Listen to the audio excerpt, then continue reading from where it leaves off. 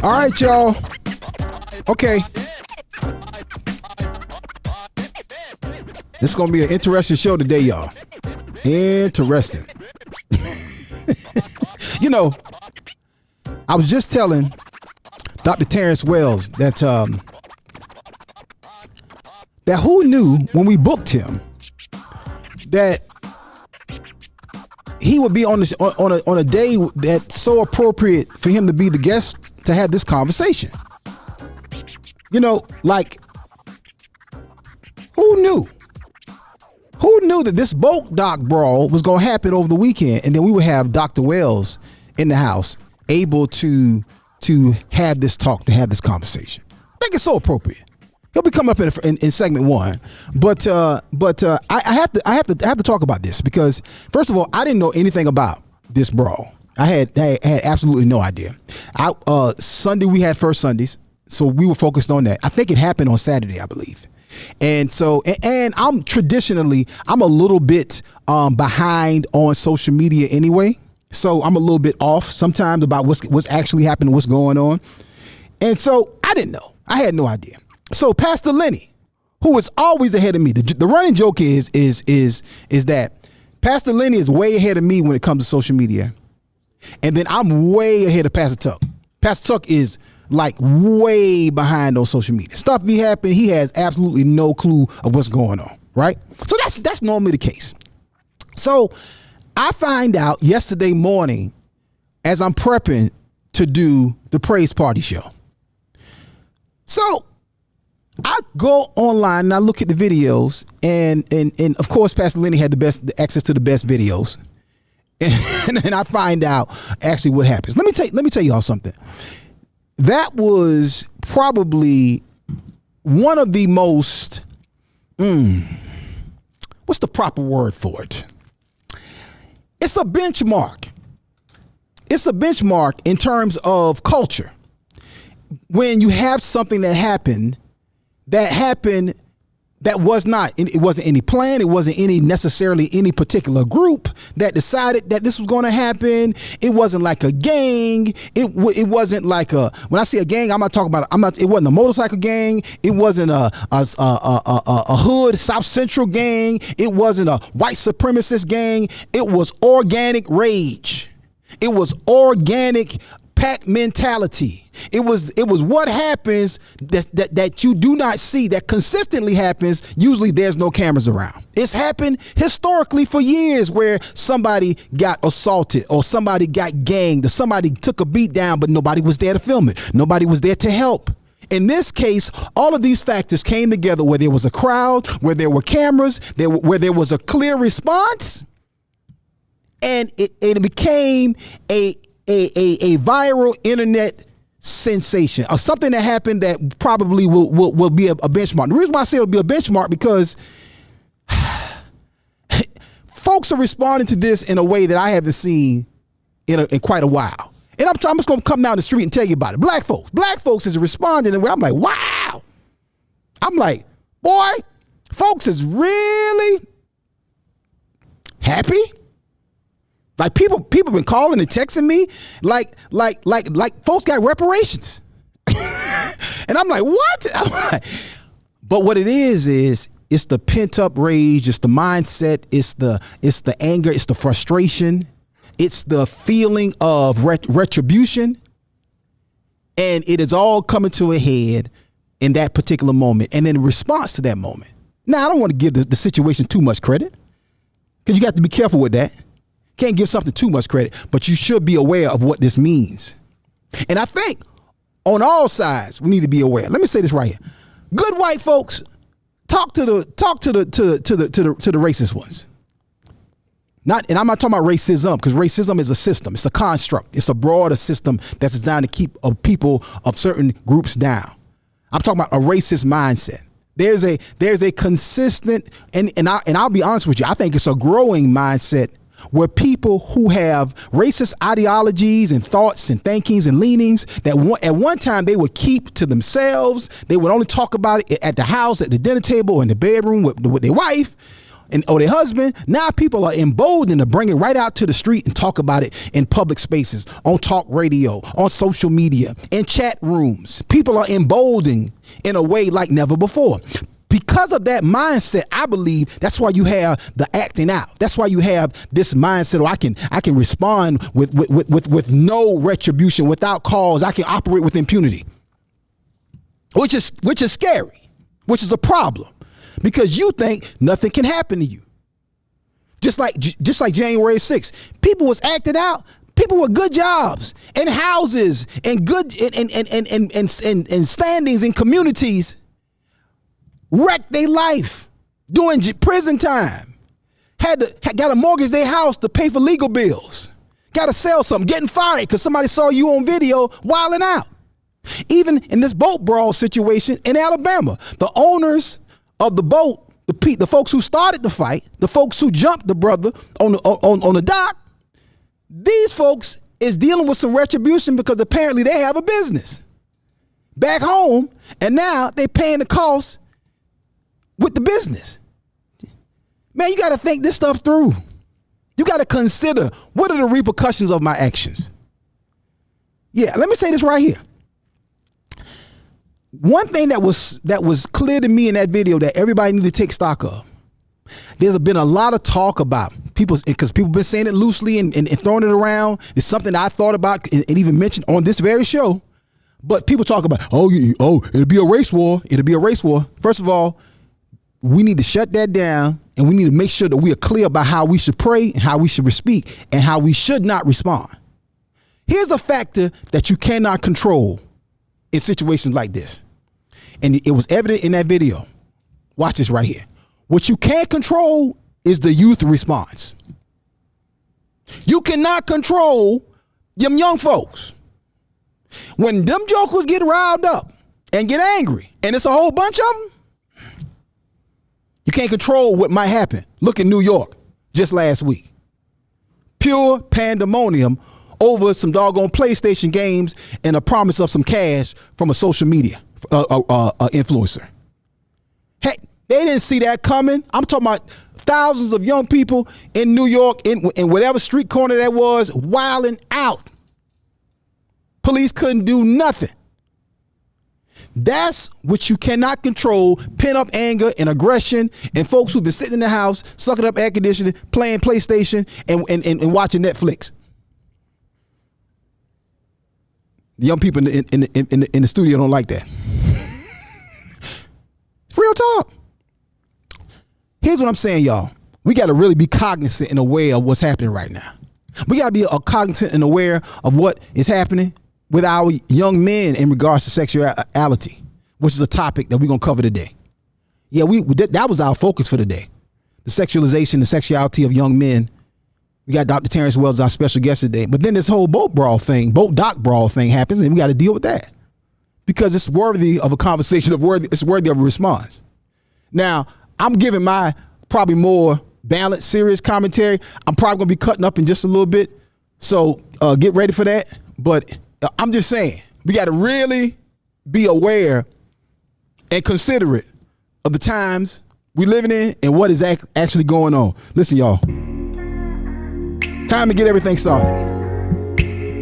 I'm going to see what the crew got to say. The family is in the house. On Clubhouse, on Facebook, and on YouTube. Let me see who's here. Let me do my shout outs. Brother Corey Coleman is in the house. What's up, Brother Corey? Shaquila is in the house. What's up, sis? Good to see you. Ashley Bailey is in the house. Canada's finest in the building. See what Ashley got to say. I'm sure she got some lunacy. Nina, what's up, Nina? How you doing, sis? Real Donna J is in the building. Donna is on Clubhouse. She's not back yet from fighting COVID, but she's doing much, much better. I can report that. Sherry's in the house. Good morning, Sherry. Mathilda is in the house. Shonda is in the house. Robin is in the house. Jermaine is in the house. Apostle Bradley is in the house. Angela Johnson is in the house. All right. 30 hertz straight up. Ronice is in the house. Jessica is in the house. Kimberly is in the house. Good morning. Valencia, good morning. Tina, good morning. Mr. Good Brother is in the house. Love it. I hear you, Mr. Good Brother. Fatina is in the house. Paul, No Face, is in the house. Fo Lake is in the building. What's up, Fo Lake? How you doing, man? Lakeisha, good morning. Damon Cherry just got married, is in the house. What's up, Damon? Marcus, what's up, Marcus? How you doing, sir? Mary, Marie? Or is that, yeah, that's Mary. M-E-R-I. That's a different spelling. What's up, Mary? Chrissy J is in the house. Leon, what's up, sir? Leon, the Oxshow security guard, is in the house. Paul, what's up, Paul? How you doing, Paul? My brother. Right Direction Church International. Paul Gilliard, what's up, sir? Danny's in the house. Rashandra, how you doing, man? I'm good to see you. Swado Chase. All right, Swado Chase, there it is. Dr. Joey is in the house. Yatesco is in the house. I love it, Yatesco. Did I say that right? Yatesco. Tanisha is in the house. Celeste is in the building. What's up, Celeste? Ladae is in the house. My mother in love, Mother E, is in the house. How you doing, man? I'm good to see you here this morning. Your daughter's here too. What's up? I am Londa Nicole. I love it. Craig is in the house. Stop integration. Stop integration? Okay. All right. Jesus. All right. Listen, I don't know what that's about. Hold on. But it's time to get it started, y'all. I'm sure this will be an interesting show this morning. We got Dr. Terrence Wells that will be joining us in segment 1. I got Pastor Tuck in the building. Donna's on still getting better and getting prepared to come back. But Eunice is in the house right over there for me. Hey, family, it's time to get this show started. Call your mama, call your daddy, call your auntie, call your cousin, call your coworkers, call your family, call your neighbor down the street, that one who you be getting in arguments with, the one who move your trash can, the one who don't accept your packages when Amazon drop them off. Call them all right now and let them know that the Akintunde show is about to start. Let's go. Another track, layer production, but no joke, entertainment. Let's go. Akintunde is gonna make you laugh real loud. So come on, scream it out. Akintunde is gonna make you laugh real loud. Now, Akintunde. Daily I shall. It's the Akintunde Show. Say what? Say what? You heard what I said. That's right, y'all. The Akintunde Show. Spell it. A-K-I-N Tunde. This is Pelham Myers Jr. of P&B Promotionals, and you're inside the Akintunde Show.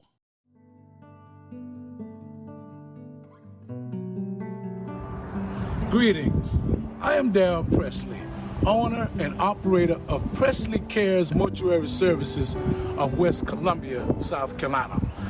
Our mission here at Presley's is to provide excellent, quality, superior funeral service to all, regardless of economic status, religion, or race, with our society being embedded with a diverse class of people.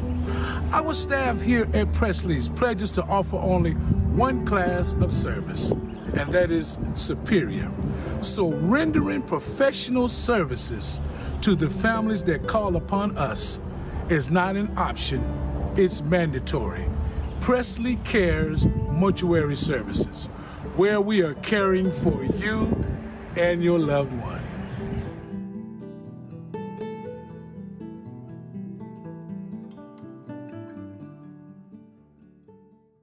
Looking for promotional products and apparel? Look no further than P&B Promotionals. Place your brand and logo on just about anything with P&B Promotionals. Over 800,000 products, caps, travel mugs, drawstring bags, water bottles, stadium cups, umbrellas, tote bags, and t-shirts. P&B Promotionals is a nationally certified advertising company. Log on to pbpromotionals.com and start your order now. pbpromotionals.com. Imprinting the best for less. At my church, we help people get better by teaching them how the word works. And we want to make sure there is no excuse not to get the word. It's our goal to make all of our ministries accessible on every smartphone, tablet, PC, and television connected to the internet. So whether you're a man who needs some wisdom, a woman who needs some encouragement, or a couple who needs guidance, the My Church channel has just what you need. Simply search for the My Church channel on Roku, Fire Stick, or Apple TV, or visit mychurchchannel.org. You can also download the My Church on the Go app from Apple or Google Play App Store. Constantly on the move? Check out the Word at My Church podcast on your favorite podcast platform. Or simply download the Word at My Church skill on your Alexa-enabled device. But whatever you do, make sure to stay connected. See you soon. It's the Akintunde Show. Say what? Say what? You heard what I said. That's right, y'all. The Akintunde Show. Spell it. A-K-I-N Tunde. Oh, yeah. All right, y'all. Let me let the production crew know something.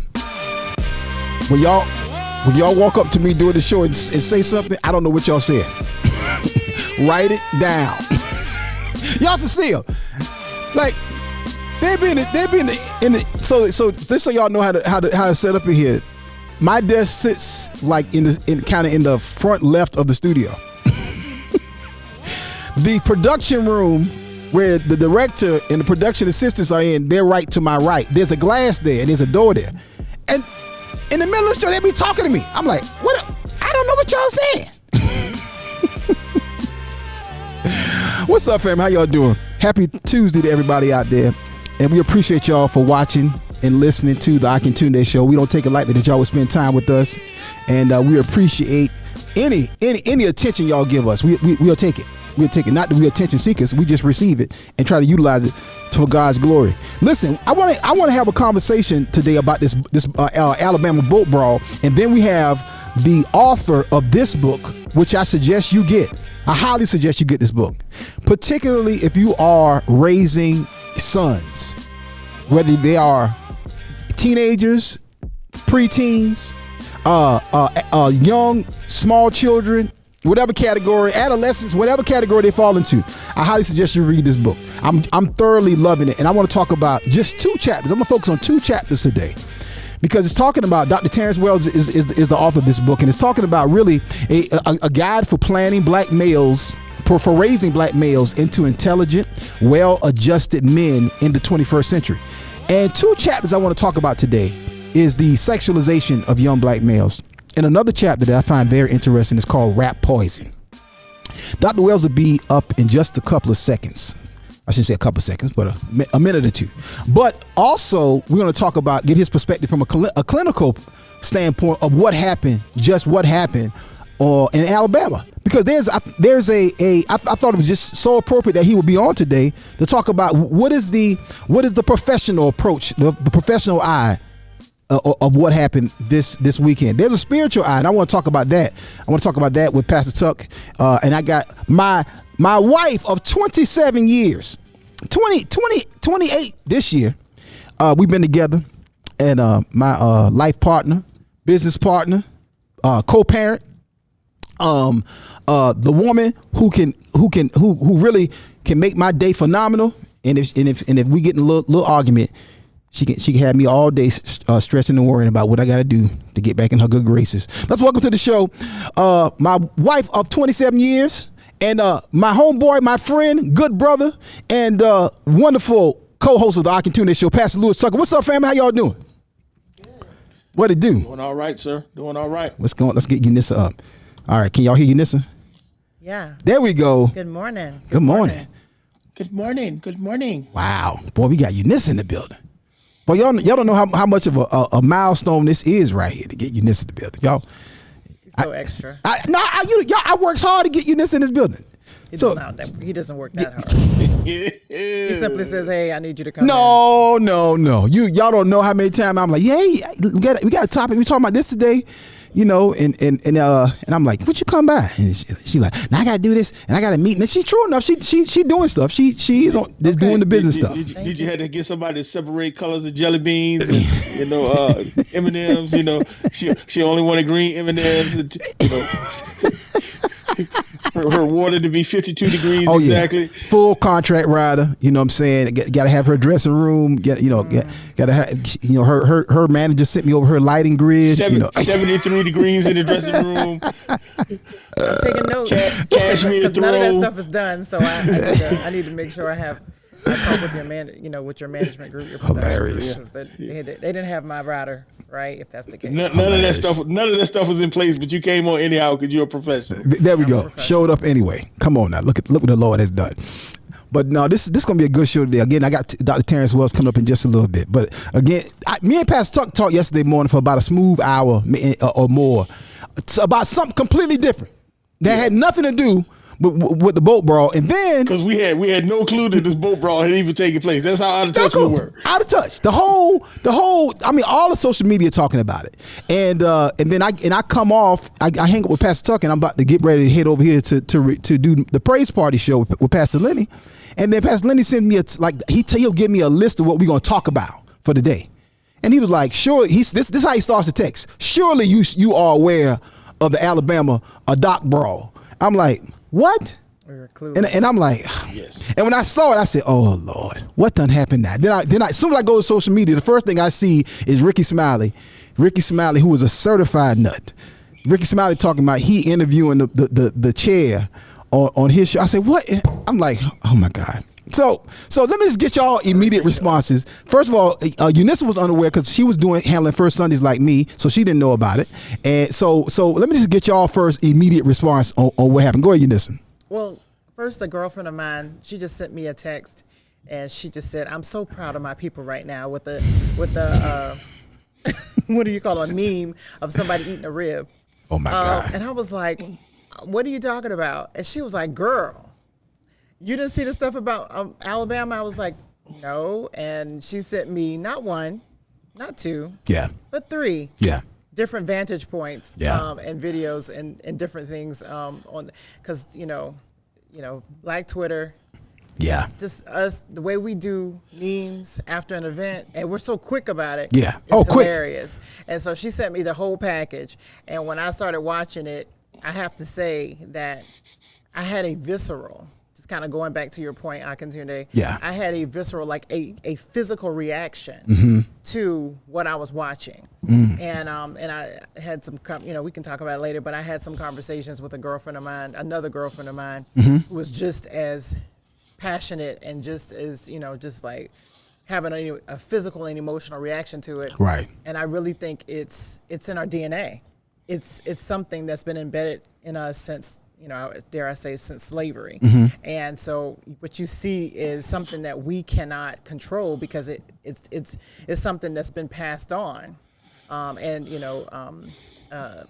It's emotional. The guest speaker may be able to, give us more of a in-depth, more scientific explanation of that. But when I tell you that it wasn't so much, I guess people were kind of, it was like shock, but it was more like, it did feel like, not reparations is the word that Akintunde used, but it did feel like, like there you go. Like, here you go. Yeah. Because for whatever reason, there's just, particularly since Trump. I've noticed there's just been this emboldening, this emboldenment by some people.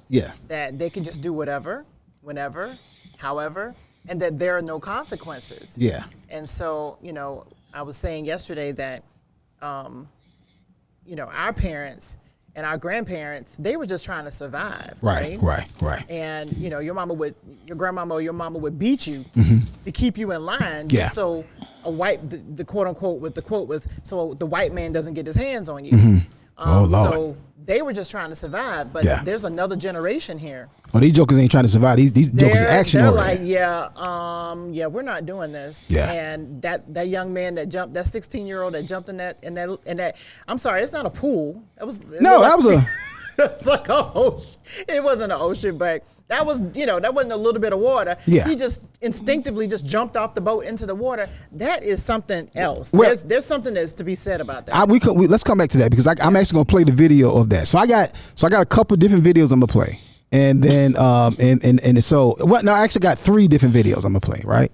So it took me a while to find one because when I first heard about it, all I could find is the response videos. That's all I could find, and they were long, and I was like, oh my! So I'm like trying to, I couldn't even find it to see what was happening because I kept running up on so many people, so many YouTubers and Facebookers responding to it, So, but finally I found Leave It to Pastor Lenny once again. Pastor Lenny sent me 2 clean links with nothing but good footage, and I was like, "Oh!" Then that's when it really hit me. Yeah. Oh, Pastor Lenny is on got footage like he was there. For real. Like for real. Like he got security cam. Like first person vantage point. Like for real. Yeah. Can you send me that security cam from right there off the dock? Yeah, I need that one right there. Security camera number 12 right there. Pastor Tuck, go ahead and jump in. Like what was when you first saw it, what was your immediate thought? I'm coming to y'all comments on Clubhouse, Facebook, and YouTube. And like I said, in just a couple of minutes, I got Dr. Terrence Wells that'll be up after we play the first video. Go ahead, Pastor Tuck. Look, I know I might have garnered a reputation as more of the straight man, but since Jason hasn't been here, I think his spirit has come upon me. So you're not getting nothing spiritual out of me on this one. I'm just telling you. I'm just telling you. That's hilarious. I don't know, man. I don't think it's really nothing real scientific about it. I think human nature, our flesh, our human nature just gets a certain satisfaction about watching people getting their comeuppance. It's like you have, and I seriously think it comes from this internal sense of justice that we have. Mm-hmm. And part of that might be righteous. Part of it is flesh, mm-hmm. But it's like this Old Testament eye for an eye, tooth for a tooth. Yeah. You know what I'm saying? You want to see somebody get what they deserve. Yeah. We of course, as saved, we recognize, the concept of mercy and, not getting what you deserve. And we appreciate, the blood of Christ and all of that. Yeah. But it's something on the inside of you that's still unsaved part of you. You get some satisfaction out of seeing it. I mean, we see so many videos on social media and even me as a pastor who I love the Lord, I live by the word, but I'll see these videos and it's something in me to just get so much satisfaction out of seeing folk get it.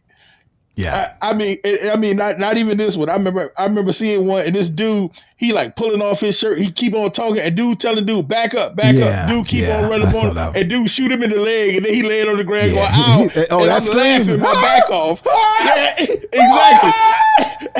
It's like, that was and I'm like, funny scream. You asked for that. My man asked you to back up like 15 times. Like several times. Over and over again. And you keep on running at him. It's like, bro, you asked for that. Yeah. I can't feel bad for you at this point. Yeah. Yeah. As a human being, maybe I should, but something in me just can't.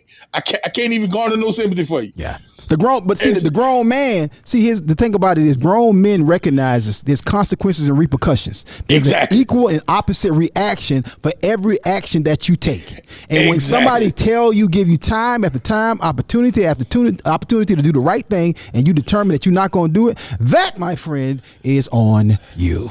And I always go back to the fact that y'all hear me all the time. There's Pastor Tuck and then there's Tuck. And Tuck is that dude that I try to keep locked up. They say you crucify your flesh daily. I have to keep going back to Lowe's and get new nails to hold that big joke up on the cross. Because I'm telling you, he keep climbing down, and I'm like, hold up, get back up there, bro, because you don't belong down here with civilized folk. And I just think about what would have happened if dude would have ran up on me. Yeah. It could have been a show enough problem. Yeah. I recognize how crazy this situation was. Let me say what I thank God for. I thank God, and I was telling you this yesterday. I just thank God that there were no pistols out there. Exactly. That my man won't arm. Nobody had a gun? For sure. Yeah, or if they had a gun, they did not pull it out. if they would have ran up on my man and he was an armed joker, how much bloodshed would have been out there? Oh my God. It would have been over. And again, that's the grace of God. And but I know there's been different. A lot of the videos that I've seen, and I'm coming to Clubhouse. I'm coming to y'all comments. See y'all got them. I'm about to play this video though. A lot of the videos that I saw were of the fight at the moment just before dude got jumped, and then he threw up the hat, which is hilarious all in itself. I mean, that was the official. That was every. Let me tell you something. Every black person knew what that was. That was like, hey. That was the bat signal. That was the bat signal. Everybody knew what that was, but a lot of videos start just before that. But I found a video that has a significant amount of the preliminary incident, what happened prior to that led up to the altercation, and it really gives great context. And here's the dope part about it: there's a woman who is actually narrating what's happening, and she's giving you the full setup and context of what happened. So Jaleel, get that video ready. I'm gonna read some of these comments, and I'm gonna start on Clubhouse. I'll do Facebook after we play the video, and like I said, just in a little bit, the author of Black Sunshine, Dr. Terrence Wells, PhD, will be our guest in just a few minutes. Y'all stay right there for that. I will say my favorite part, because I didn't even see that. I saw several videos. My daughter sent me, I guess, the Instagram. You know how they have the 4 or 5 videos connected. Yeah. And I didn't even get to the last video. My favorite part was the old man with the chair, because I kept hearing people talking about this chair, and I didn't know what was going on. No, hold on. Don't go there yet. Don't go to the chair yet. No. I want to. Don't go to the chair, because the chair takes everything in a whole other direction. Let me get these comments in. Let me play the preliminary video, and then I'm gonna come back to the video with the chair. We got it all. Nina Fakunle. Nina Fakunle. What's up, sis? She said, "Thou who jumpeth shall get beateth down. Thee who starteth nothing shall entereth into nothing." Blackatations 24/7. Nina, Nina, you are so silly. That's Nina's hood translation. Kimberly Morgan talking about, "Thou shalt not nuck if you cannot buck." Lord have mercy. This is the Akintunde Show, fam. This is what we do here. Marlena Lee talking about the hat toss. Leon Campbell said, "Dude, let's do this."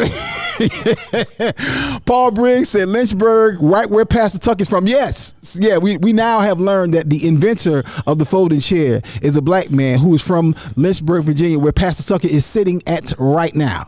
That's right. Thanks to my son Corey Coleman, researcher. Kimberly Morgan said, "It was said where the fight happened is the same area in Alabama where slaves were sold and housed in warehouses until sold." Interesting. God. I don't know the accuracy, but some family and others were saying that. Interesting. Marlena Lee said, "Legend has it that Aquamane didn't actually know how to swim, but the spirit of the ancestors," oh Lord, there we go, the ancestors, carried him through the water. Since people trying to rewrite black history, this is my version. Hilarious, Marlena, that is hilarious. Yeah. I did say that the kid got amazing courage, but he really, I wouldn't be surprised if it was that he either can't swim or wasn't a good swimmer, because the way he was beating the waves, I said to myself, that boy really wanted to get through that water, because he was not a good swimmer. I am not missing out on this opportunity. Excuse me for judging his stroke, but I said, "Hey, sir, listen." Hey. Hey, you know how they said free licks? My man, I'm not missing that my chance to get some free licks. Yeah. I'm in this one. That's why I say you can't control these young folks. You get these young folks riled up. I'm telling you. Ashley Bailey said the mighty morphin power Negroes. Hilarious. Alexandria said, "Jokes aside, the man hitting that woman with the chair was unnecessary, so not sure why that's funny." Oh no, that wasn't funny. No, that was the one part where Unissa was looking at. She said, "Oh yeah, he need to go to jail." She said that. She said just like that. Hey, I'm gonna give y'all some more advantage on that. See, because y'all catching the end of that video, y'all don't know who that woman was. Okay, that woman was not an innocent bystander. Okay, so right now we're gonna play the video that we played a little bit of the video up top in the pre-show. So we're gonna play that video now, and then like I said, in just a couple minutes, I got Dr. Terrence Wells. But before we play that video, I got to do something else. Looking for promotional products and apparel? Look no further than P&B Promotionals. Place your brand and logo on just about anything with P&B Promotionals. Over 800,000 products. Hats, mugs, backpacks, bottles, cups, drinking glasses, lip balm, chewing gum, candy, and of course, t-shirts. P&B Promotionals is a nationally certified advertising institution. Log on to pbpromotionals.com and start your order now. pbpromotionals.com and get your order going, and make sure you tell them that you heard about it on the Akintunde Show. Imprinting the best for less, P&B Promotionals. All right, family. This video that I'm about to play right now, this is a great context. This is the beginning of the brawl before it happened, and I don't even have to set it up. The young lady who is shooting the video and narrating it, she tells you exactly what's happened. Go ahead and roll that footage, Jaleel. That guy in the white shirt is crew from our little dinner cruise boat who got off our ship to go over there to move that black pontoon boat on his own, because those guys who parked there were told not to leave it there, and they left it there. So he's just pushing it off. That's funny. Took matters into his own hands. I love it.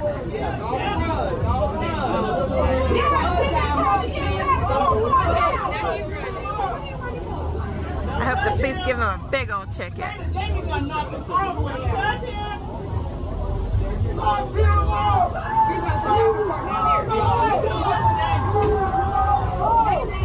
Ooh, confrontation with the owner of the boat.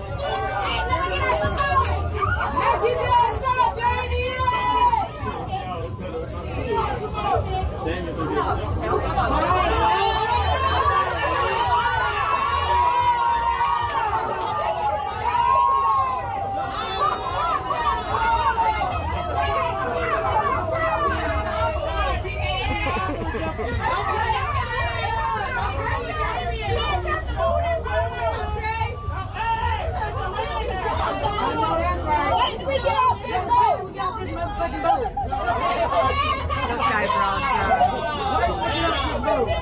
We all gonna throw your ass in this water.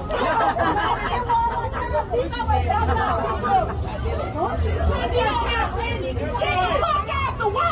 Get out the way! Move, bitch! Get out the way! Get out the way! Get out the way! Move, bitch! Get out the way! Get out the way! Get out the way! Move, bitch! Get out the way! Get out the way! Was the lady that got hit with the chair. She was the first person down there. Okay.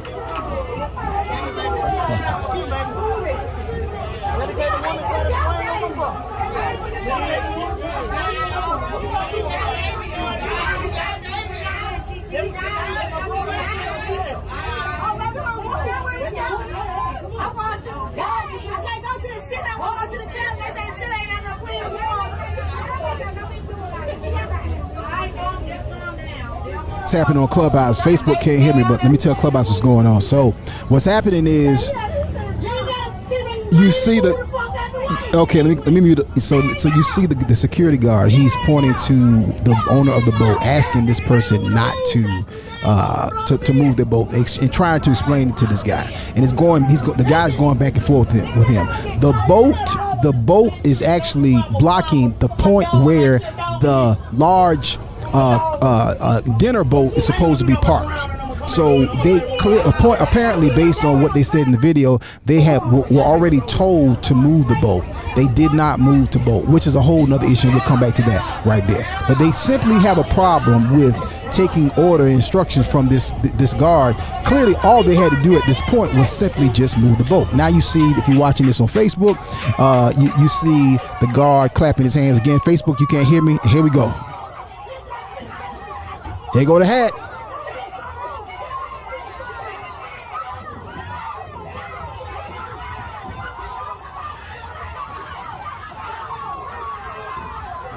Now,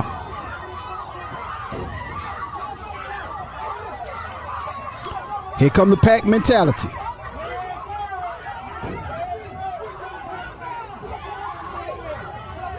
Here come the first brother to the rescue.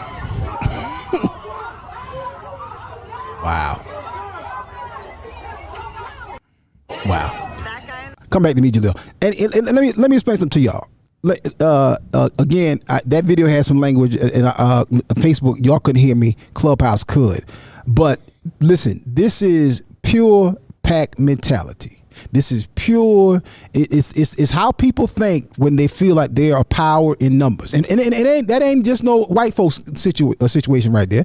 But that's particularly here is this. What I have an issue with is the fact that all they had to do was take the instruction from the man. The man works for the boat company. He had the right to go over there and literally remove their boat from the dock.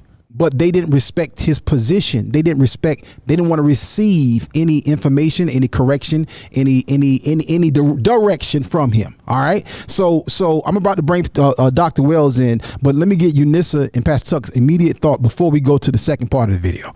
Eunice, Pastor Tuck, your thoughts. Go ahead, Eunice. Well, I was just reading Dondrea in Clubhouse. She said, just from a legal point, she still didn't deserve to be hit with a chair. She did. We need to pray for her in the name. This could result in a serious injury to her, and of course, which they all initiated. So I don't know what all means, but yeah, they all didn't initiate it. The black people out there did not initiate it. The gentleman who was trying to do his job did not initiate it. The person who initiated it was the people who owned the boat, the pontoon. Yeah. Who did not, and then the argument ensued. Clearly, you could tell from the gestures of the gentleman who was trying to get them to move their boat. Yeah. That they were arguing back and forth with him as opposed to complying. Yeah. And you can also see that, I mean, for obvious from the video, that they initiated it because they attacked him first and then jumped on him. So yeah. I'm not sure who all is, but yeah, you know, at the point that the woman got hit on top of the head with the chair, she was sitting on the ground at that point, so she was clearly not fighting anymore. Yeah, it was out of control. It was out of control. Because he had already hit. He had already hit one person with the chair. He was going around.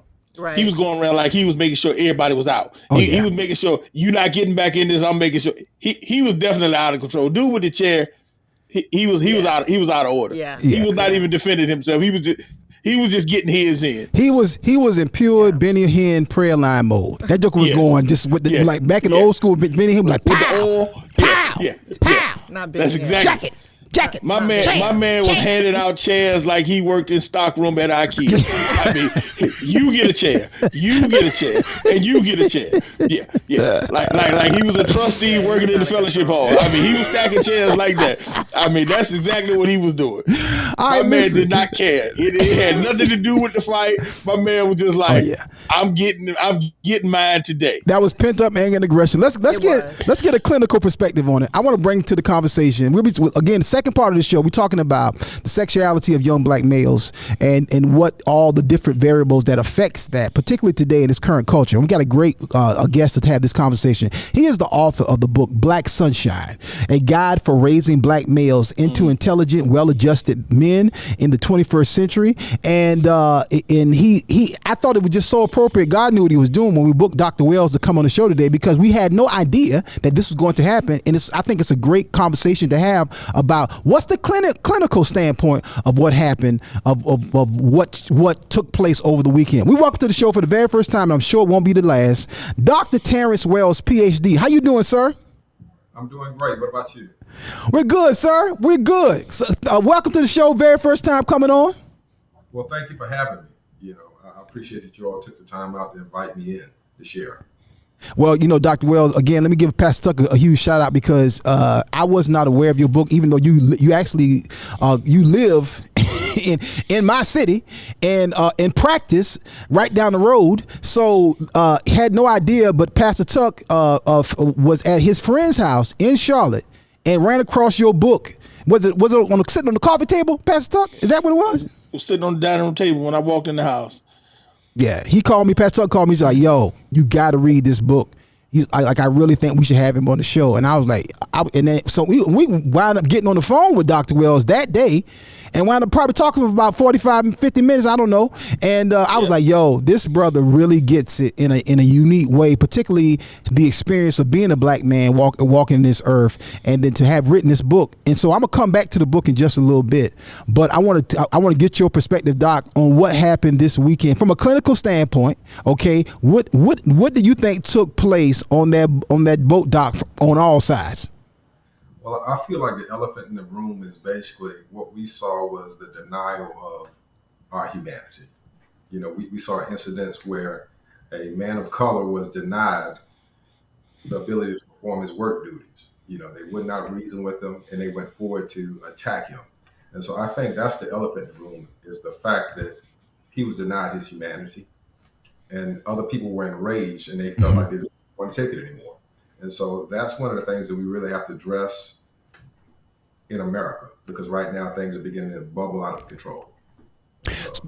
To your point on that, one of the things that concerned me as I was watching this video and then watching the huge response on social media, this thing is viral. It's been picked up by all the news networks. When Lester Holt got to address stuff like this, y'all know Lester don't want to be talking about no stuff like this right here. Lester had to address this thing on the news last night, and I was like, boy, this is getting, this thing is tracking, has extended well past just a viral video on social media. And but I think that what one of the comments or thoughts that occurred to me is that what's the ripple effects of this? What's the long-term repercussions of this? What's your thoughts on that, Doc? Do you think there's anything that can extend past this? Any other outcomes, whether that be internal or community, external? What do you think that those are?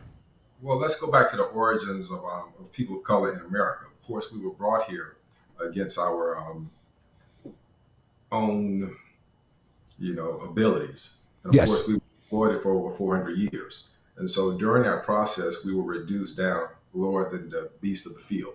We were treated inhumanely. And so in many cases, animals were treated far better than color in America. And so what we saw was pretty much the reflection of the perception of Black people here in America, not among everyone, but of course, among a population of people. Right. So those are the things that has to be addressed, because we have to begin to see the humanity in everyone. Right, right.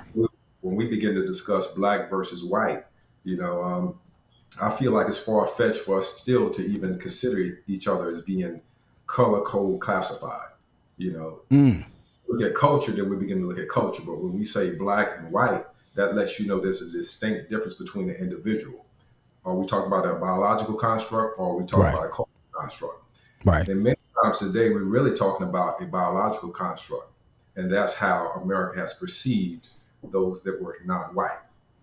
And so we look at it from a realistic perspective and realize that there are still people in America who do not consider Black people as being human. Okay? Yeah. Not consider Black people as being human. And so that's an elephant in the room that we really have to address. Many of them will deal with us cordially, but in their hearts, they really don't perceive us as being human beings. And that's not everyone, but that's a really good population of people that still exist within America. That's a good point. In just a little bit, I wanna read some comments on Facebook. So, Unissa and Pastor Tuck, if y'all could look at some of the comments on Facebook. I was getting ready to say that there are a couple on there. Yeah. That that we will definitely want to get those in, and y'all can check YouTube as well. Again, we're talking about it. We got a great clinical perspective on this from Dr. Terrence Wells. What went down this past weekend on the Alabama boat docks, of course. I want to play this second video. This second video, I think, really kind of where the aggression and the visceral response to the whole thing really began to scale. And I don't know what page this was or who edited this video, but this video was so helpful to me because there was so many videos out there that just were bad or had too much talking in it and too many people in it. And I was like, okay, but it was perfect, this video right here. So run that second clip, Jaleel, that has the much longer video.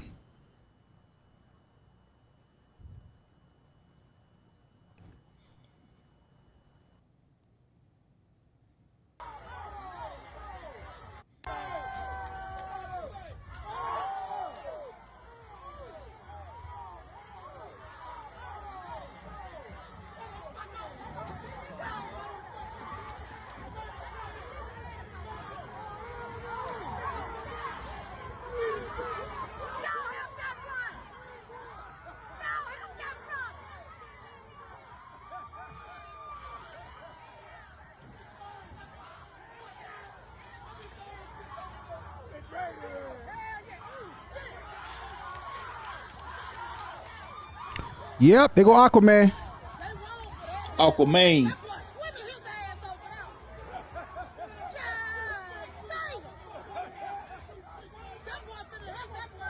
You know how mad you got to be to swim across, to be black and hop in the water like that? I'm just keeping it real. With his Timbs on. Well, yeah. And also, I would like to interject right here, if possible. Yes, sir. Okay, of course, from a neuroscience perspective, of course, we have the fight and flight response, right? Yeah, right. During the fight response, a person they're operating more out of their amygdala, which is the hand. So during that time, the person is secreting large amount of testosterone and also adrenaline.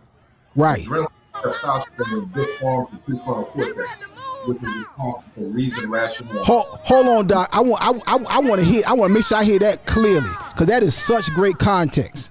And you can see exactly. So I'm gonna let Doc explain more what he's talking about. But if you're watching this on Facebook or YouTube, what's happening right now? This is when the young guys, after the boat has docked, a group of young guys walk up and they approach the boat owners who blocked the dock and started all of it. And this is when the melee really goes crazy. Everything runs totally amok here.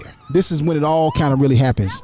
And you have people not taking consideration of, they don't care whether you're a male or female, everybody getting it right here. I will say it's balanced. That's a woman jumping on the lady. So that is some balance there. There is some basic social order there. But that runs, of course, out in just a few minutes. Again, Clubhouse, y'all can't see this. If you can hop over on Facebook or YouTube and watch it.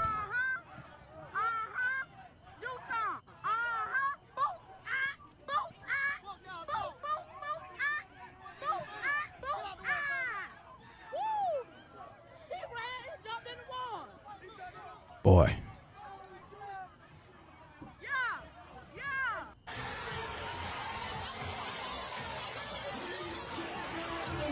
All right. We'll come back to the video from here, Giselle. But the reason why I wanted to play that video, because, it really showed the escalation. And Doc, you nailed it. Go ahead and jump right into what you were saying when the video was playing. We come to y'all comments, Facebook, Clubhouse, and YouTube. Go ahead, sir. Okay, from a neuroscience perspective, of course, you're all aware of the fight and flight response, okay? Yes, sir. So during the fight and flight response, if a person chooses to fight or flight, they have a great amount of adrenaline and cortisol that's pretty much excreted in the brain. And so what happens is, that comes more so from the adrenal glands and also from your amygdala.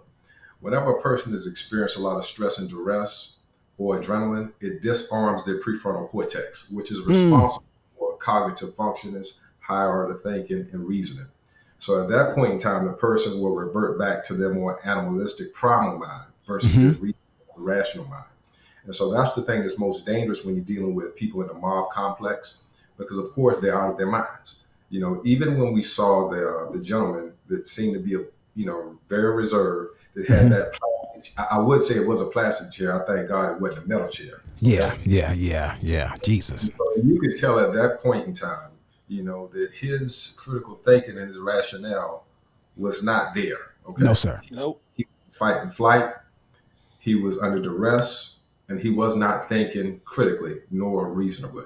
And so we have to be aware of those type of neurological changes that occur in the brain. And so again, during fight and flight, your prefrontal cortex is disarmed. And so we have to understand that your mind is connected to your body, and there are neurological changes that happen during stress or trauma.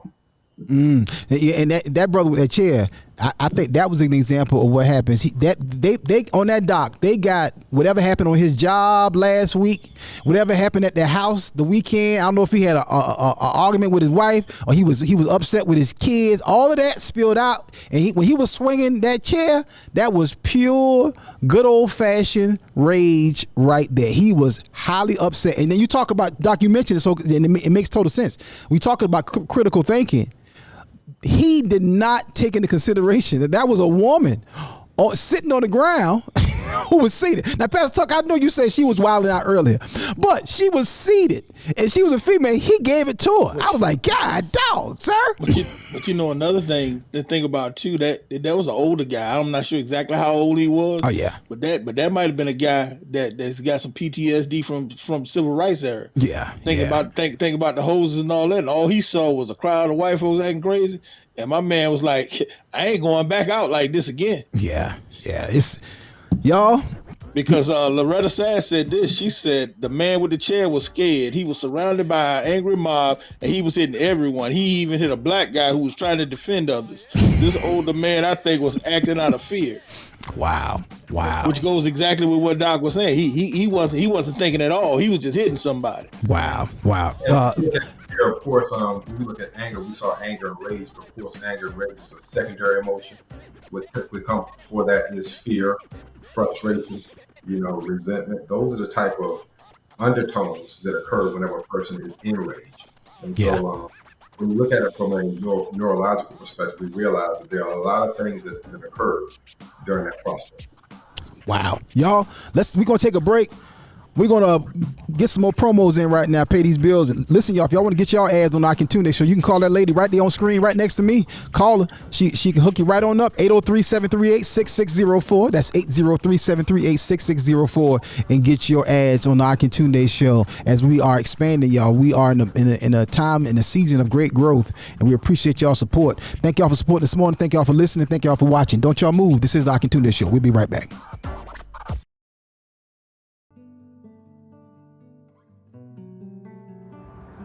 Greetings. I am Darrell Presley, owner and operator of Presley Cares Mortuary Services of West Columbia, South Carolina. Our mission here at Presley's is to provide excellent, quality, superior funeral service to all, regardless of economic status, religion, or race, with our society being embedded with a diverse class of people. Our staff here at Presley's pledges to offer only one class of service, and that is superior. So rendering professional services to the families that call upon us is not an option, it's mandatory. Presley Cares Mortuary Services, where we are caring for you and your loved one.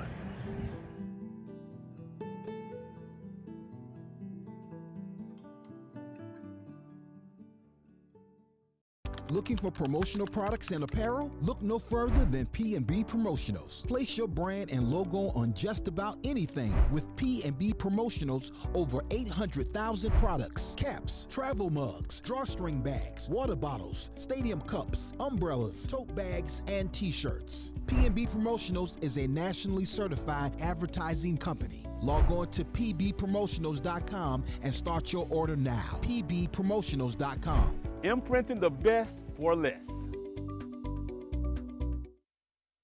It's the Akintunde Show. Say what? Say what? You heard what I said. That's right, y'all. The Akintunde Show. Spell it. A-K-I-N Tunde.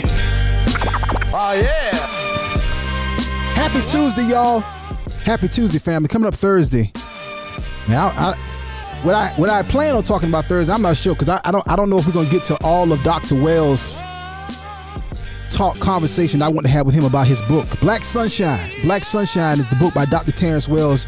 You can order it. Well, I'm gonna let Doc tell you where you can get this book right now, because when we found out about the book, Pastor Tucker immediately ordered 3-4 copies and sent me one of them, and I'm so glad he did so. But we're going to continue this conversation. I'm going to get some of the comments over here on Clubhouse and Facebook and YouTube. Like I said, if y'all can watch and check the comments over there as well. Again, come on back. Bring everybody back on screen, Tristan. Let's bring all 4 folks up. This is a good conversation. Again, who knew, y'all, that Dr. Wells would be on today when we booked him, that this was going to happen. And one thing, Doc, I want to talk about, and because here's one area where I think we need to be concerned of. As much there's some parts of this video that's hilarious, Okay, there's some parts of this video that it is. I'm just gonna say it. I don't care if any sponsors don't like it, and please, all of my white friends and brethrens, colleagues, what have you, please understand this. There was a part of this that, as a black man, that was satisfying. And I'm just gonna keep it real, and that may be hard to understand for some people, and that may not be PC, politically correct to say. That may not be something that some sponsors want to hear, but I'm just giving you straight facts. When you see something happen, when you see someone attacked like that, that was uncalled for. And that type of stuff happens all the time. Like I said, the difference is there's usually not cameras around. But as folks are celebrating, and there's a funny video that I'm going to play in just a little bit because it is funny, where somebody reenacted the video. It's just ignorant. Okay, but it is funny. But before I play that, I do have a concern about the celebratory attitude that we're having on social media. Because my concern, Doc, and I want you to jump in on here, is I think that what happened on this weekend is what every police officer is afraid of who encounters black people in an aggressive way. They are afraid of getting in a one-on-one fisticuff exchange or getting on the ground with anybody. That was my rule. I'll never forget, I was fighting this dude. He had some very long arms, and I was just like, I just got to get him on the ground because if I stand toe to toe, he gonna knock me out. But if I can get this joke on the ground, I can get him. And that's what happened. But I had to take a few licks to get him on the ground. And I think that's what a lot of police officers are afraid of. If you ever get one-on-one with these people, this is what happens.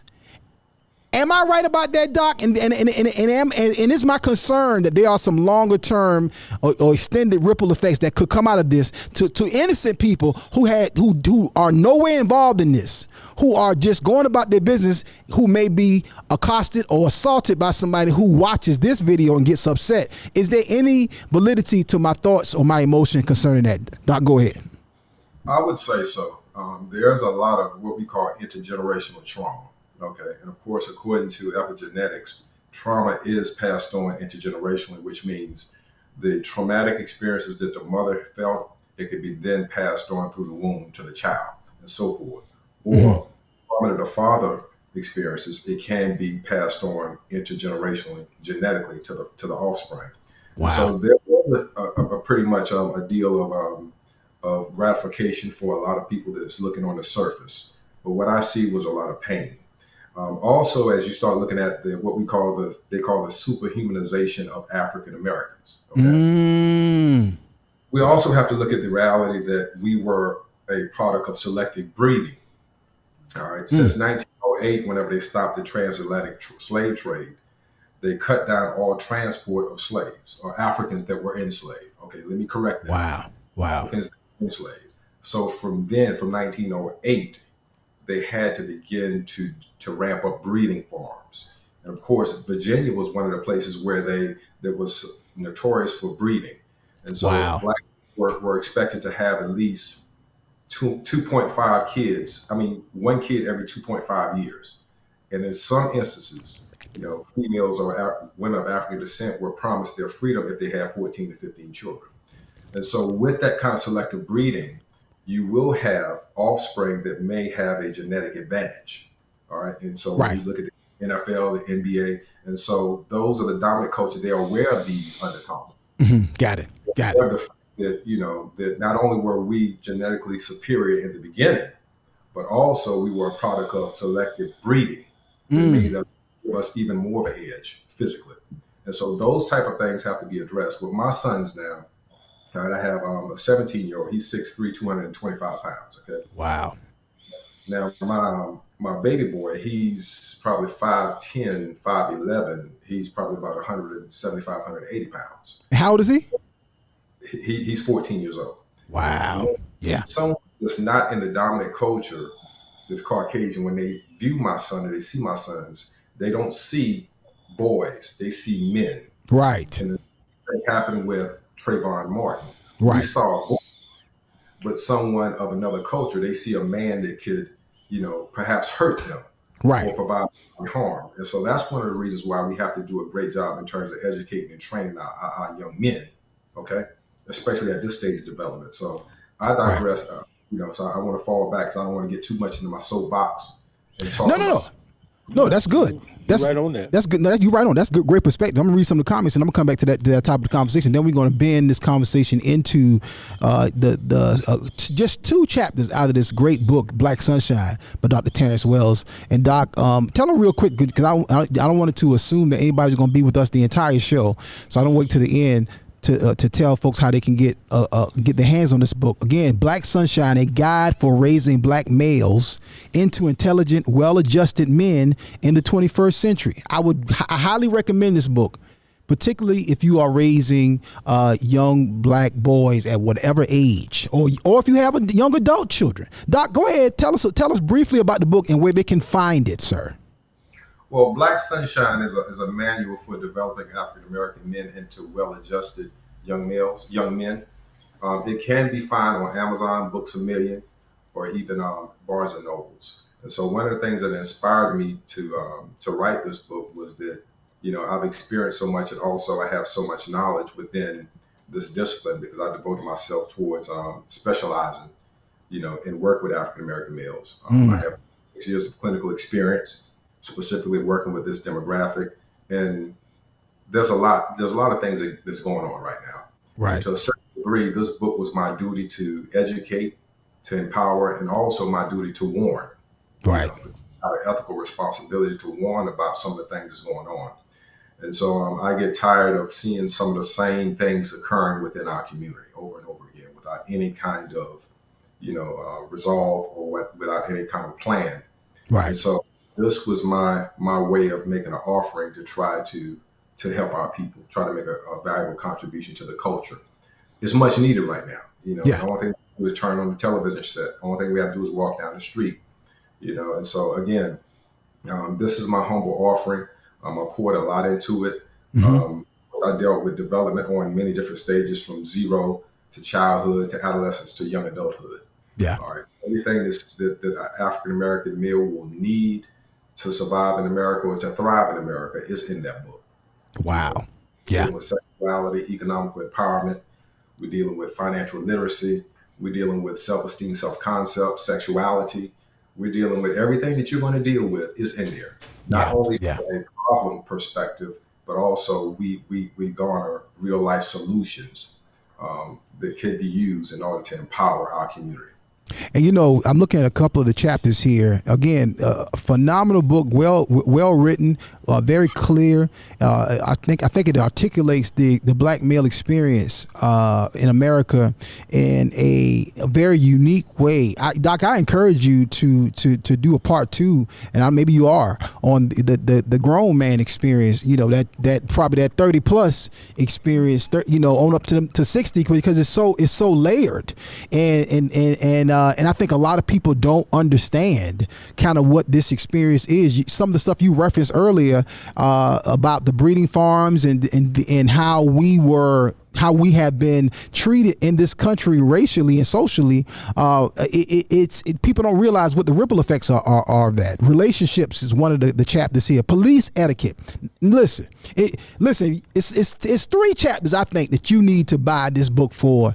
If you don't buy it for nothing else, you need to buy it for the chapter on sexuality, and you need to buy it for the chapter on rat poison, which we're going to talk about both of those in just a little bit, and police etiquette. I don't think we do enough preparation with our young men in regards to police etiquette in America, how you properly interact. And I think there's several layers there, but I think if y'all don't get it for nothing else, get it for those 3 chapters right there. It enrich your life. As a black mother, if you're raising a black son, you definitely need to have this book, because there's some things that you simply do not understand as a black woman.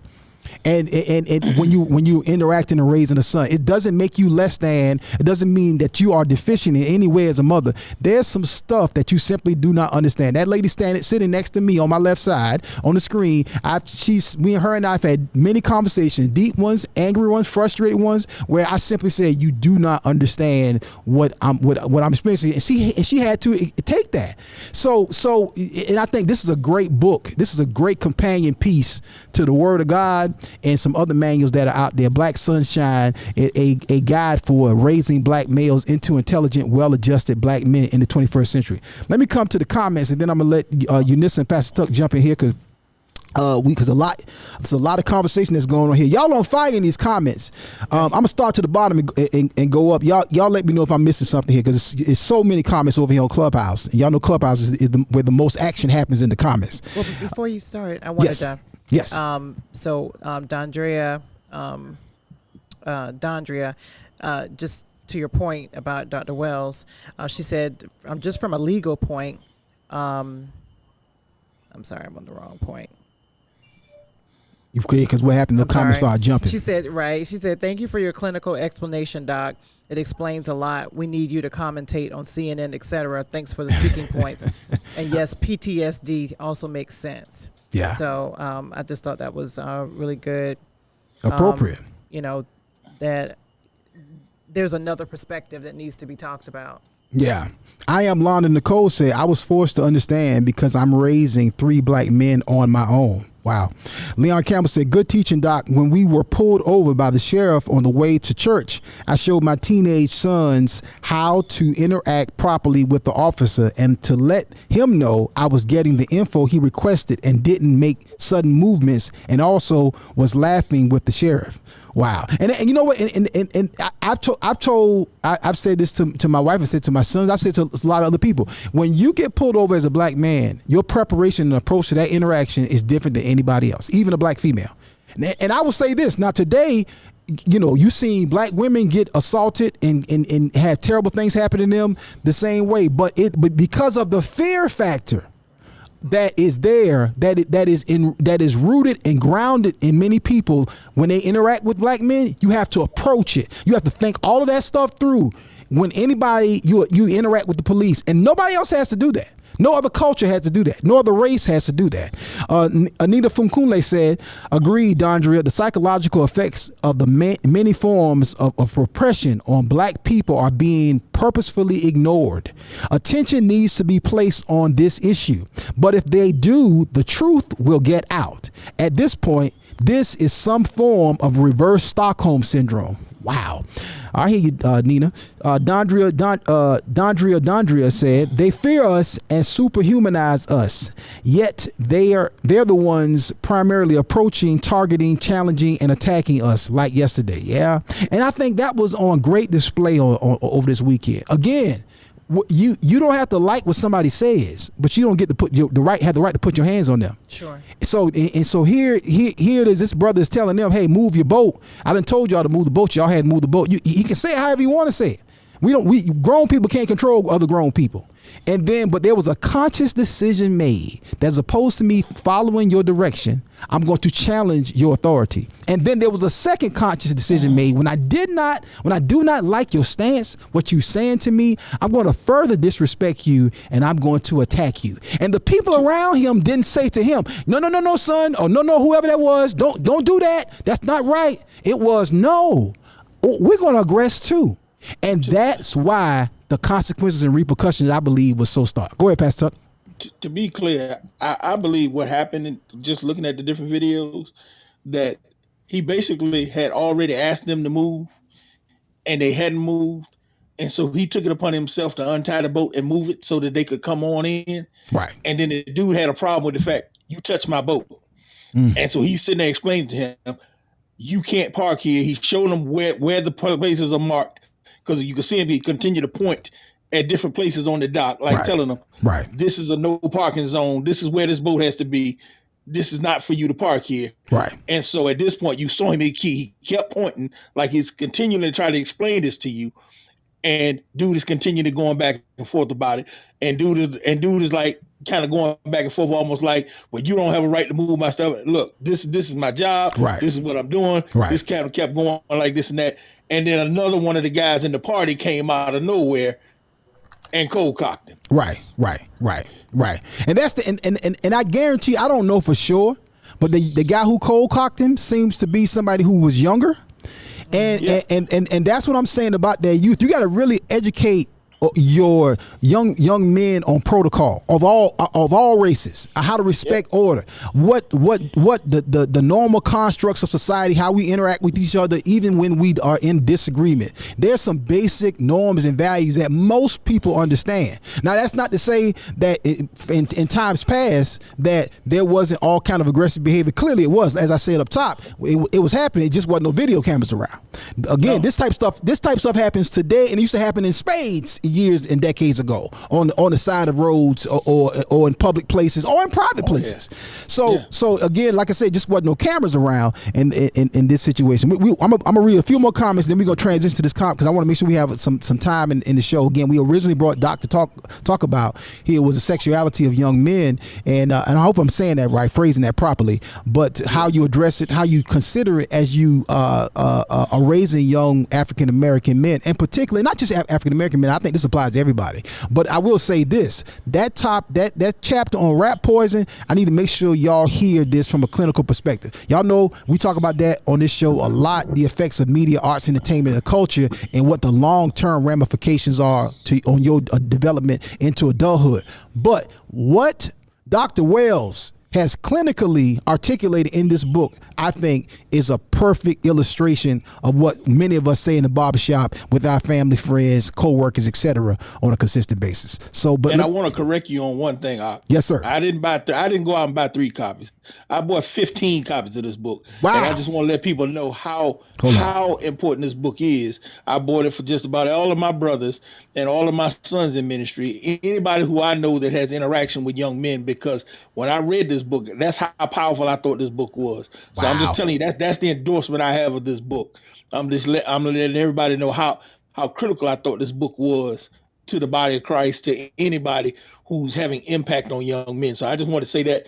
Well, let me give you one. Else. Hold on, let me give you one. Daily I shall. I got to give you one for that right there. And what happened was, Pastor Talk called me. He had just begun reading it, and he was like, "Yo, this book." And he started talking about the book, and then I think you read it. You read it over a few days. It took me probably about 2-3 days, and it probably wouldn't have taken me that long. But I was on vacation, and I was being interrupted by different things. But I'm telling you that the book is that powerful. And also just wanted to make note, our brother and co-host Jason Earls is watching with us on Facebook. Jason Earls in the house? Yeah. Jay Earls in the building. Pastor Earls in the building. What's up, sir? We got to let Jason come on. Or not let Jason. When Jason is back, is ready to come back, he's been dealing with some stuff. I will let him give his truth, give his testimony when he comes back on the show. But glad to have Pastor Earls in the building and the entire Earls family. We love y'all, appreciate y'all, and thank y'all, and glad that y'all are here. Let me get some more comments. Y'all check Facebook to make sure it's not any more comments over there that we need to make sure we get in before we transition. Again, we're talking about the Alabama boat dock brawl, or as I humorously said yesterday on the Praise Party show, the Alabama Black History brawl on yesterday. Again, I'm just cutting up. But it was, I think it was one of those moments that I think in culture, it was significant. And again, the value of these cell phones, cameras, it's cameras everywhere today. Everywhere. In most instances right now, it's only a handful of people in this room working, but it's probably 20 cameras between everybody. So I fully am appreciative of the fact that we have those cameras. I don't know who is blowing the parking lot right now. Who's blowing the parking lot? Facebook is censoring our comments. Really?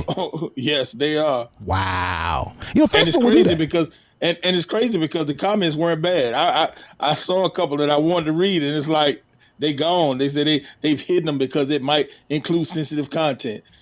Because I know I know Brother Rudy had said something about the fact that he said he didn't know why, I don't want to misquote him, but he said something about he doesn't know why people are making a big deal about this as far as white and black. He said if this was just a group of people that got jumped, and he said this is why the media is pushing this to make this even a more divisive issue. He said if this was just somebody who got jumped, would they have just been pushing it like this? Yeah. And once again, because that's one of the things that the media does. Wow. And I'm looking here to your point about Facebook. When I go on my phone and pull Facebook up, it says violent or graphic content. This video is covered, so please, people can choose whether they want to see it. Learn more. So I didn't even know that he had shifted to that. So yeah, Facebook will censor you. And just to give some context, yes. So Rudy, on that's here Eunice's on brother. the comments, Rudolph V. Mitchell, he's a retired police officer. So he policed in I want to say Atlanta, Georgia, but I want to say he was, and he could correct me in the comments, but I want to say he was in the a special unit that dealt with specific types of crime in Atlanta. So more the high risk, that involved gangs and drug dealers and things of that sort. And so he saw a lot. It's actually been shot. He didn't tell us till later. It's been shot a couple times. But so his perspective in terms of the race issue being pushed, the narrative rather, being pushed by the media, I don't know.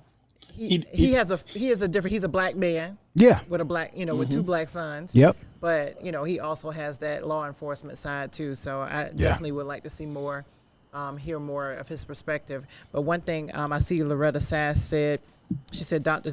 Terrence makes a point. People don't see their eyes, they see with their hearts.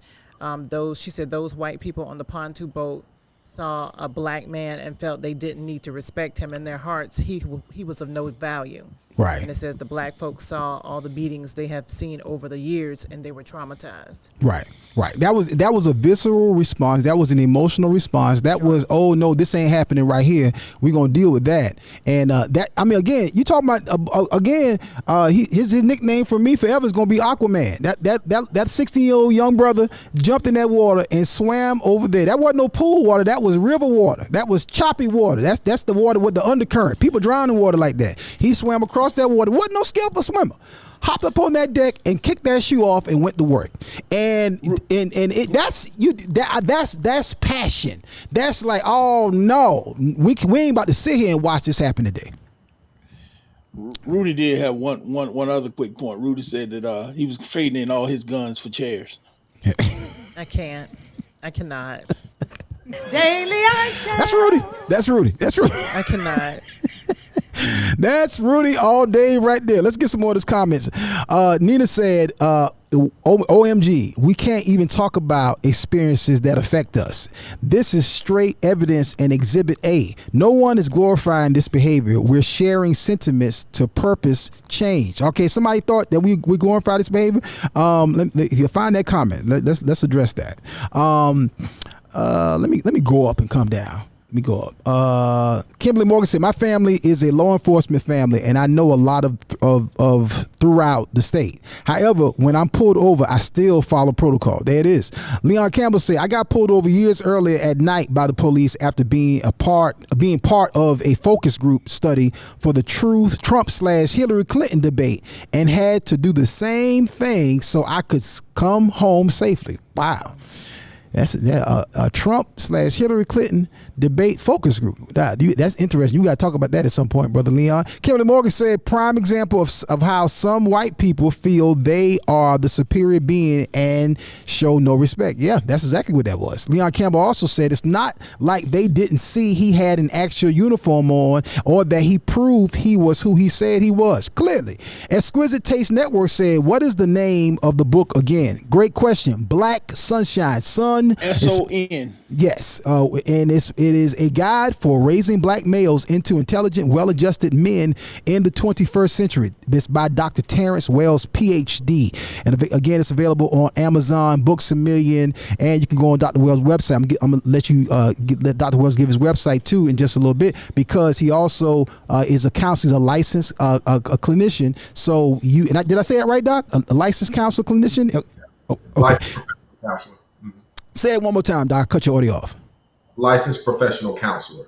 Amen. All right. So again, y'all can, if you need some help, you need somebody to talk to. Do you do virtual? Do you do virtual sessions, Doc? Yes, I do.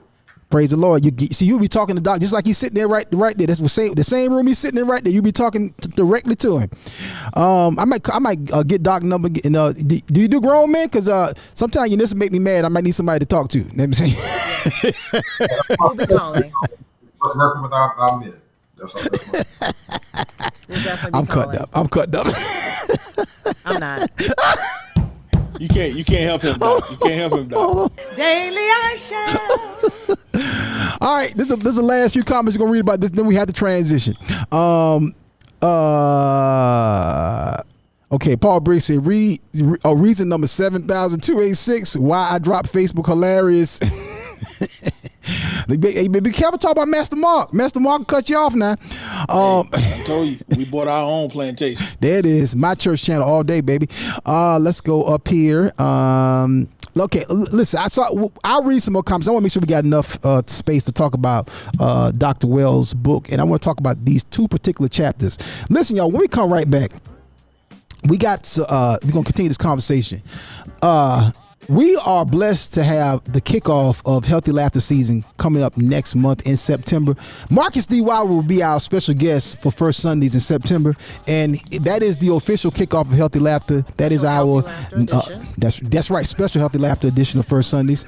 And of course, we will be filming a television special / series here. Super excited about that. We tell you more, got more information about that, and there's just a lot. Thank you to all of our sponsors. I'll read some of those in just a little bit. But don't y'all move. We're going to continue this conversation. Dr. Terrence Wells is our guest. His book is Black Sunshine, a guide for raising black males into the intelligent, well-adjusted men in the 21st century. All right, family, stay right there. Don't y'all move. This is the Akintunde Show. At my church, we help people get better by teaching them how the word works. And we want to make sure there is no excuse not to get the word. It's our goal to make all of our ministries accessible on every smartphone, tablet, PC, and television connected to the internet. So whether you're a man who needs some wisdom, a woman who needs some encouragement, or a couple who needs guidance, the My Church channel has just what you need. Simply search for the My Church channel on Roku, Fire Stick, or Apple TV, or visit mychurchchannel.org. You can also download the My Church on the Go app from Apple or Google Play App Store. Constantly on the move? Check out the Word at My Church podcast on your favorite podcast platform. Or simply download the Word at My Church skill on your Alexa-enabled device. But whatever you do, make sure to stay connected. See you soon.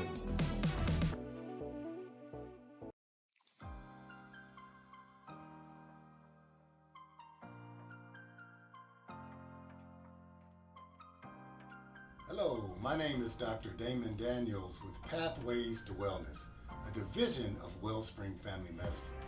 We're excited to be partnering with the Healthy Laughter comedy series.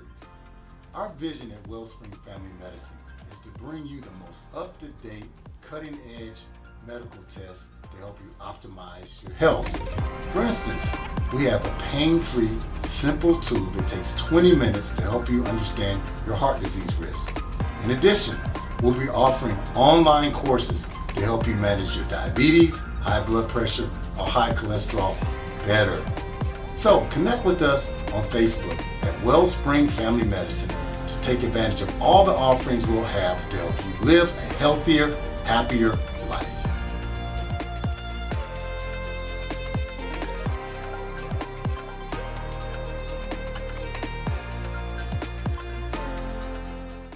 It's the Akintunde Show. Say what? Say what? You heard what I said. That's right, y'all. The Akintunde Show. Spell it. A-K-I-N Tunde. Oh, yeah. All right, y'all. Black Sunshine. That's the book. Today, we're talking about it. We're talking with the author of the book, Dr. Terrence Wells. And one thing I want to get into here, I want to make sure we have time to discuss this. Again, Dr. Wells was so gracious to help us and parse and break down this video that's out there. I'm still going to play one more comical clip of the reenactment video, which is hilarious. I have to say that. But I want Dr. Wells to talk about and discuss this 2 particular chapters in this book that I think we may not be fully aware of, just how detrimental ignoring this part of your child's development can be. sexuality of young black men, and I'll say this right here. As I was reading the chapter, you were talking about how oftentimes, particularly if parents don't communicate what our sexual character mindset should be in a healthy, well-adjusted man. A lot of times you take cues and you take the norms and values of your community and society, even your family. And if you're getting cues from men who feel let me tell you something now, it's a poor fox got one hole to crawl in. I'm telling you, get all you can and can all you get. You know, if you're around people who saying stuff to you like that, you know, you can create a lot of sexual bad habits as a grown adult male. And Doc, I want to get into that because I thought that was, you know, you can talk about it however you want to approach it, because it's your book, it's your chapter, but it really blessed me. But that really jumped out at me because I don't think we are aware of just how much we create these particular mindset in young children from a very early age. Definitely. Of course, when we start talking about sexuality, we have to realize that sexuality or sex is a basic psychological need according to Maslow's hierarchy of needs. In other words, none of us would have even been here if it not were for sex. But we have a tendency to shy away from the topic. And so that tends to get us in a lot of trouble. Yeah. You know, I think that when you really talk about how we sexualize and how we shape today, do you think there's a big difference today in how young men are sexualized versus the way we were sexualized 20, 30 years ago? I'm coming to you next, Pastor. Oh, most definitely. And when we look at sexuality, we have to not only look at beliefs, but also perceptions and practices. You know, so a lot of times we don't look at the beliefs nor the perceptions or practices that go in with sexuality. And so as we look at it right now today, we're on a downward trajectory, you know, in terms of our black family systems. Okay, about 76% of African American children are being born in single family households. And that's not a moral issue. I believe that's more of a socioeconomic issue and more so a lack of being trained. There's so much information that I wish I would have had exposure to, had access to whenever I was developing, because I made a lot of mistakes. You know, and not saying that having a child was a mistake, but I myself was a teenage father. I had my first son at 19 years old. He's now 29 years old. He's in the military. He's doing great. You know, but I went through a lot, and I so wish that I had someone to talk to me about my sexuality. You know, right. So I was limited to peers. I was limited to media. I was limited to negative adults that were basically programming us and telling us what is acceptable and how we should approach sex.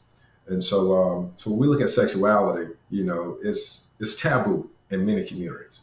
Right. And one of the things that stood out to me was that upon my research, you know, biologically, the mind of adolescents, the genitalia will mature much faster than their mind.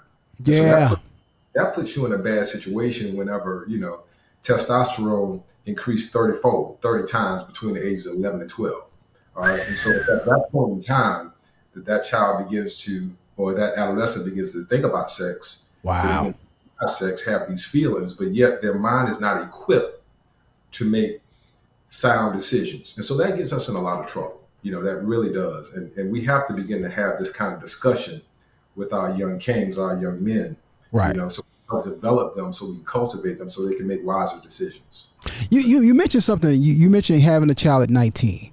What would you say were some of the either cultural, environmental, familial factors that led up to you making that decision to engage in sex? And how did you handle it once you had a son at such a young age?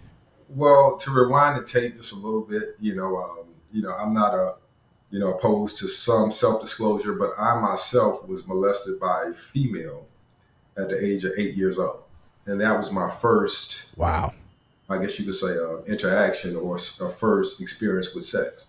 And so I didn't realize until I became clinical that this indeed affected me, because after that, I began to have a different perspective of sexuality. And so throughout my adolescence, my perspective and my vantage point was I just got a shot of tail at an early age. I didn't look at it from the perspective of I was molested. You understand? Right. Within the subculture in our community, that's a badge of honor, to get your first shot at an early age. And Right. so there has to be a deprogramming of the negative subculture. We have to look at things from a more realistic vantage point, realize that was not appropriate. Okay. And so I see a lot of kids nowadays, they get clowned and they get ridiculed for still having a V card, for still being a virgin. And I discuss that in my book as well. Those are some of the things we have to begin to address because our children are going out there making adult decisions with children minds. Okay. Right. All right. So we have to begin to address that. We have to begin to talk about sex. I mean, we always want to hide, and I understand that there's an appropriate way you have to engage it, but oftentimes a lot of parents just don't have the tools. Okay? Right. Yeah.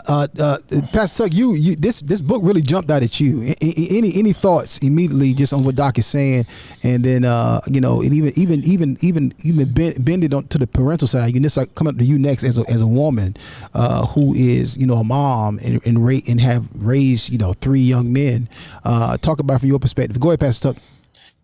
This is the particular chapter that really struck a chord with me because he said some things in there that I've never heard before, but they were so revelational from that perspective because we know in society we see men and young women have been raised differently, but in today's society we see things starting to shift even toward that. But as he said before, men are raised with that propensity to tell you, you need to go out and get you some as early as possible. Yeah.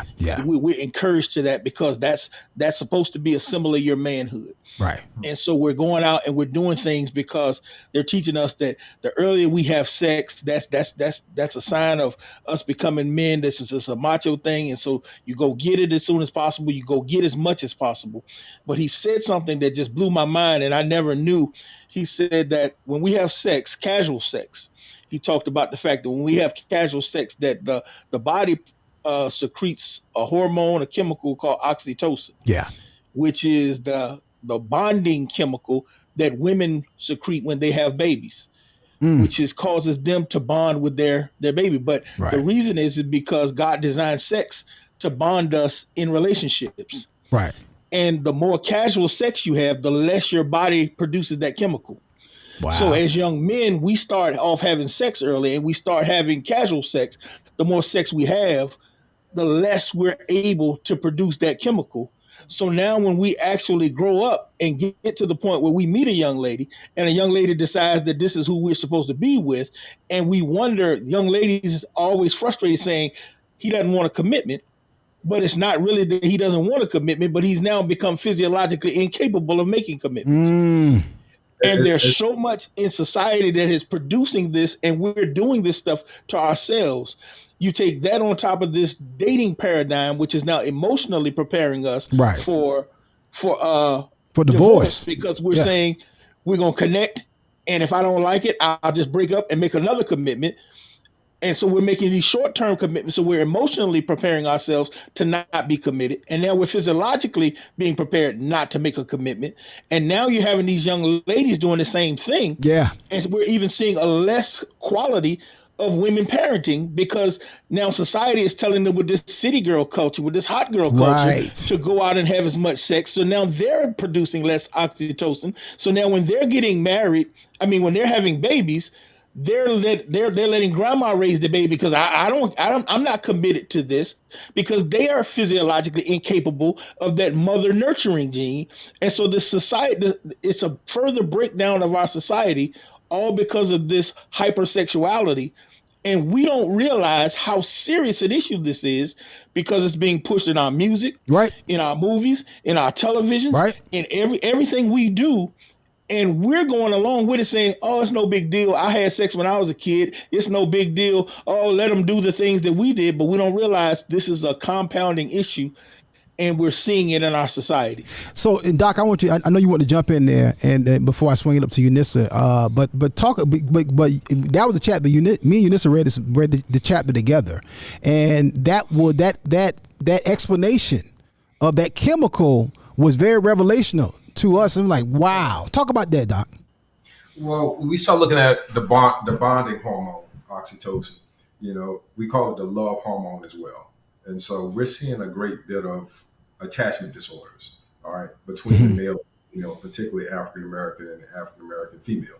Okay, so we have to begin to address that because our brain has been designed for specific purposes. You know, even when we look at geese, and I hate to parallel this, you know. Go ahead. Facts is facts. Okay, you'll have that mother goose and that father goose. They'll have genetic offspring together, but they'll stay together while one guards the nest and the other hunts because they realize that's known to their survival. Okay, right. So right now we're dealing with some serious issues because we're not really cognizant of what's really going on intergenerationally. So when we look at 78% of kids are being born in the same family household, and I myself was a part of that demographic, but it was because I was not guided. It was because I didn't understand what was going on. And so that's one of the things that really inspired me to document and to publish this body of work was because I had knowledge not only socially, scientifically, but theoretically that could explain the phenomenon and also give some kind of solutions. And so we have to begin to deal with those issues. We have to begin to educate our youth and help them understand that it's not just sex. Okay. Right. We're coming down with the Pound Town era, you know. Yeah. We have our African American females as well as being programmed to have casual sex. If you look in Houston right now, there's an outbreak of syphilis where syphilis is up 128% among African American females. Wow. Wow. That's crazy. Yes, it's crazy, but it's a reflection of some of our practices and some of the things that we're doing in the dark. And it's coming back to haunt us. And so what's really at risk right now is the family system, which is the basic unit for survival. Okay. When a man and a woman cannot connect and they cannot work together to ensure their offspring survival, that child is being placed at a serious disadvantage. Okay. We have to be a lot more methodical and a lot more purposeful about our reproductive practices. The reason why I can speak on this is because I myself am a part of that demographic, but that was because I really didn't understand. Okay. So my purpose in this book was to create some kind of awareness and some kind of information that would help to equip us. Had I understood that when I was 13, 14 years old, chances are I wouldn't have put a lot of my identity into my sexuality. You understand? And so we're seeing a lot of that as well with Black men with identity crisis. All right. You have Black men that's still 45, 50 years old. They're still saying stuff like you said, Akintunde, you know, can't have one woman, got to have three. Yeah. It's a whole song. It's a whole culture. Got one hole. Yeah. Right. So that type of stuff is really being programmed and pushed into a group of people that's really in danger right now. Right. All right. I want to jump in there because I want to ask you. It's two points I want to get to. I want to get to something that happened to you in college because of the musical culture. Something you experienced where you literally just really dodged your life being in jeopardy by culture, by the music and media. I'm going to come to that in just a minute, but I want to ask you this before I swing it to you, Nissa. Is there a way to restore the chemical oxytocin? Am I pronouncing it properly? Yes, it is. The brain will heal itself just with addictions, you know, with any kind of inappropriate behaviors. If you're able to identify the issue and provide the support, all right, and get the proper treatment or therapies, the brain naturally wants to heal itself. The problem comes whenever the person doesn't recognize it as being a problem. Okay. Right. We live in a subculture now, a negative subculture where a lot of people don't believe that it's an issue to have casual sex and to run amok. You know, and I was one of those individuals who wasn't in that awareness as well. You understand? Right. And so that's one of the reasons why I chose to share this in this body of work, because if you don't know, you just don't know. But it's time for us to come into, you know, a position of awareness where we can begin to address those issues. So again, the mind will heal itself. but you have to begin to become into the awareness of exactly what it is we're dealing with. Yeah. Not only from a spiritual perspective, but also from a scientific perspective. That's where neuroscience comes in. Right. And we have to also understand that the mind malfunctions. Okay? Yeah. Yeah. When y'all really think about it, there's been times in my life where my mind malfunctioned. Oh, yeah. Right? Oh, And yeah. when I mean malfunction, what you had going through your mind wasn't really reality. It wasn't, it wasn't realistic. Right. All right. You were going through a trauma. And so with a lot of African American people, we experience so much trauma, and sometimes it impairs our ability to make sound decisions. Right. Right. We have to deal with the trauma, heal from the trauma, and move forward in our lives. Y'all, this is Dr. Terrence Wells, y'all. His book is Black Sunshine, A Guide for Raising Black Males into Intelligent, Well-Adjusted Men in the 21st Century. I want to get Eunice into the conversation, and we're short on time. Go ahead, Pastor. Go ahead. Before we say that, yeah. What he was just talking about is about the mind healing itself. The other thing about that, if casual sex is how we ended up getting in that physiological condition, abstinence and celibacy is one of those things that's going to help you get into that position. And that's why we have to explain first the ramifications of that activity and then abstain from that activity to give that mind that time to heal. Yeah. Yeah. That's good. That's good. That's real talk. And I was driving from the airport the other day, and of course, I don't see the sign coming in, but coming out, there's a big syphilis warning on a billboard coming from the airport. So clearly, I don't know if it's 128%, but the numbers clearly have creeped up in Columbia, South Carolina, for whether CDC or DHEC or whoever brought that billboard to spend good morning to say, hey, syphilis is up. And they had an exclamation mark. And then there's another sign that says 50% of all of the current HIV AIDS cases are in people under the age of 30. That's another billboard. So clearly we're living with some ramifications and repercussions of our own life choices and decisions. Unissa, as a mom, hearing this conversation, of course, me and you reading the chapter together, what's your immediate thoughts on, you having raised 3 young men yourself? Well, I mean, there's so many thoughts. When we talk about, generational curses and things like that always come to mind. I think we've been pretty transparent with our kids, probably you too much, at a very early age. Hence, a child coming home from kindergarten after explaining to other children in the class how babies are made. Yeah, I want them to know. That was his daddy. For me, I think that one of the most important things is that we've been consistent. One thing, we've been consistent in doing with our kids, all of them, not just the boys, is being really transparent about our own journey. How we, I got pregnant at 19 and you were young too. You were, 20, 21? Right. And so, to your own admission, you were what's a really good word? I'll let you use the word for what you were when I met you. I was a manhole. I was a whore. He was a fool. See, I wasn't gonna say it. I'll just let you call say it whatever category you want to. I was a straight manhole. She right. How I described I'm glad it, she took a chance on me. How I described it to your daughters, I said your daddy was a dog. So that's that was the equivalent, because that's what we called them back then, right? But it gives them insight because they understand that their dad has been a man who has renewed. Been renewed, but also in terms of fidelity.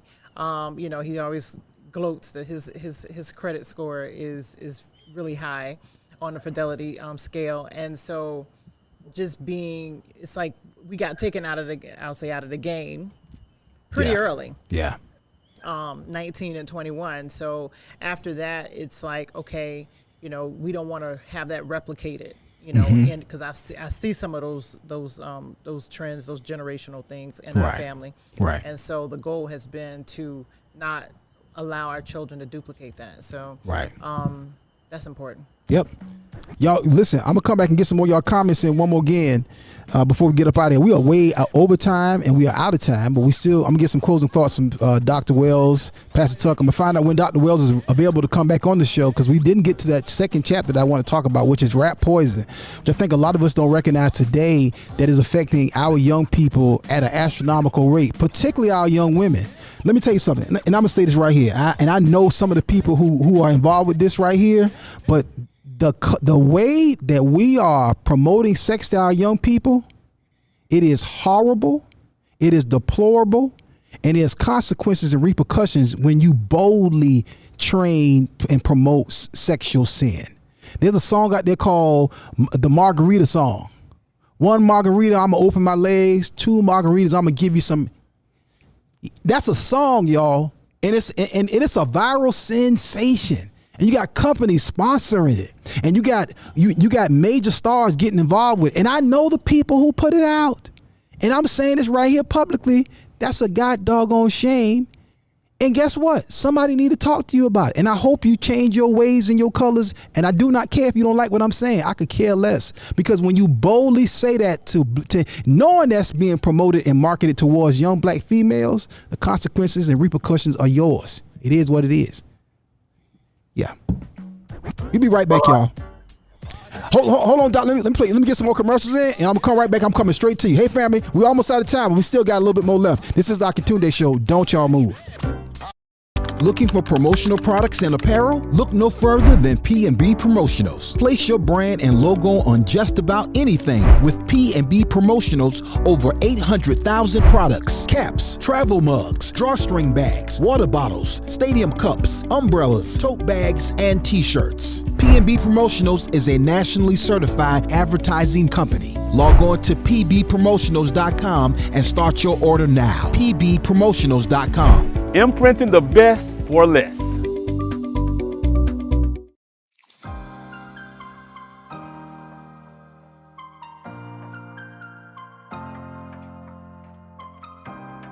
Hello, my name is Dr. Damon Daniels with Pathways to Wellness, a division of Wellspring Family Medicine. We're excited to be partnering with the Healthy Laughter comedy series. Our vision at Wellspring Family Medicine is to bring you the most up-to-date, cutting-edge medical tests to help you optimize your health. For instance, we have a pain-free, simple tool that takes 20 minutes to help you understand your heart disease risk. In addition, we'll be offering online courses to help you manage your diabetes, high blood pressure, or high cholesterol better. So connect with us on Facebook at Wellspring Family Medicine to take advantage of all the offerings we'll have to help you live a healthier, happier life.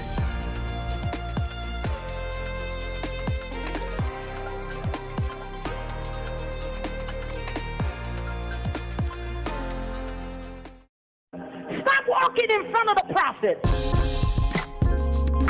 Oh, yeah. Y'all, we coming to the end of the show. Coming to the end of the show. We are out of time. 11:56 a.m. Tuesday, the 8th of August. And this is the Akintunde Show. Listen, y'all, again, thank you to Wellsprings Family Medicine for sponsoring and supporting Healthy Laughter. Huge shout out to my personal physician, Dr. Damon Daniels, who came and showed up as a sponsor in a big way. Again, Healthy Laughter season has kicked off, and the official kickoff will be coming up next first Sundays right here in WF Media Studios with my brother Marcus D. Wiley. He'll be in the house for the official kickoff of Healthy Laughter season 2023. Listen, Dr.